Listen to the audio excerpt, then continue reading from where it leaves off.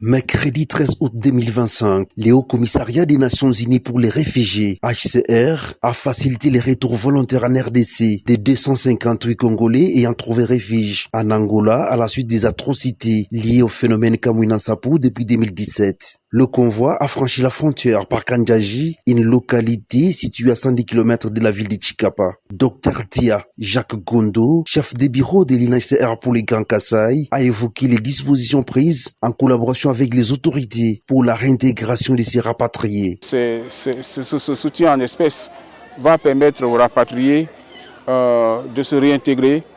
Et pour ceux qui n'auront pas la possibilité du tout d'entrer dans leur lieu d'origine, c'est-à-dire dans leur village d'origine, pour des raisons impérieuses, ces personnes-là seront réintégrées dans les villages que nous appelons les pôles de convergence, où le HCR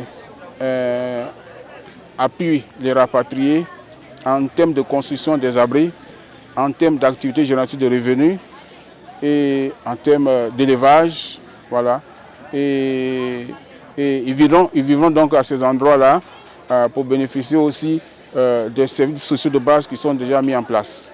Ces personnes qui retournent prennent vraiment leur avenir en main en s'impliquant dans les activités génératrices de revenus pour être véritablement autonomes.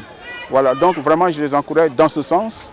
L'aide que le HCR apporte, c'est juste un appui vraiment dès le début et c'est important qu'ils prennent en tout cas les relais et qu'ils vivent désormais normalement, tout comme tout Congolais, voilà, et qui n'attendra pas l'aide internationale pour vivre normalement dans son pays. Des retours à la maison après 8 années passées à l'étranger, ces Congolais n'ont eu qui demandent gratitude à l'égard du HCR.